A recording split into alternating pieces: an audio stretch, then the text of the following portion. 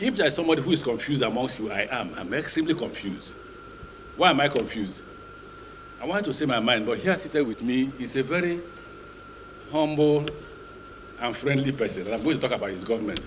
So how do I go about talking about his government? And then the question I asked Izzy and my friends who are editors, I said, are these not the same people that fought with us when we were fighting? They said they are. I said, so what has changed in journalism? Because they're no longer fighting. And in joking, I told them I think that the difference between journalists under the military, because if anybody said the military was chased out of government and that they achieved it without the journalist, the person is a liar. History will not forgive the person. You did. You played a majority role before they were chased out. The politicians came. Are you satisfied with the politicians? Are you?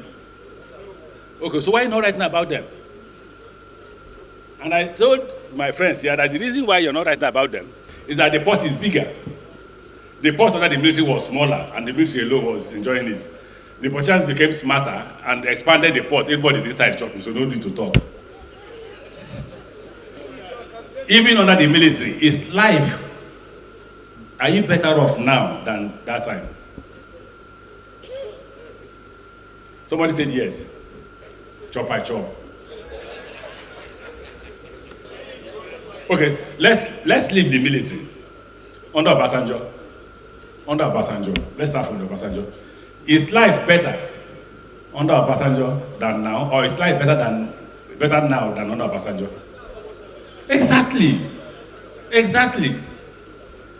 But under Obasanjo, we attacked him for the way he handled EFCC. We attacked him for everything. But now nobody's talking. Please forgive me. That's why I talk. 2 key reasons. Apart from the pot being larger, ethnicity has got into politics, what's it called? Journalism. Ethnicity, simple. So you have South people owning most of the papers. You have people from somewhere else as a journalist. Nobody wants to write against his brother. Everybody's enjoying, even if your brother is bad. I made a statement. I said, Nigerians don't hate bad government. It's just that the bad president must come from my area. If the bad president is from your area, he's a wonderful man. He's trying his best.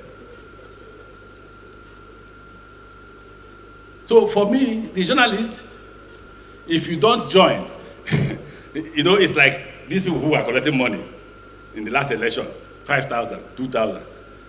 After 5,000 naira pot of soup, the election would have been over. There was no more money. You start crying. We must, as a people, as Nigerians, agree to chase a government that is bad out of government through legitimate means of election. I looked at the main topic, democratic governance and national cohesion, the rule of editors. And I looked at the sub-team. The same.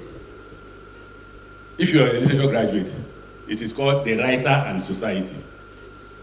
What is the role of the writer in the society?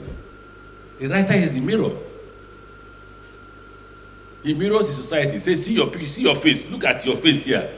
Is your face fine or ugly? Somebody say it's fine. If you check well, you know where he comes from. It's one lesson our teachers taught us in university. Don't talk while eating. And it's not because I'm saying where you come from now. If your townsman enters, that's the same way you say it's fine. You actually say it's fine because it's your townsman. No, I want to be a Nigerian. You can't attribute whatever he said, Amaechi succeeded, to me alone. There were journalists who helped to advise me on things to do.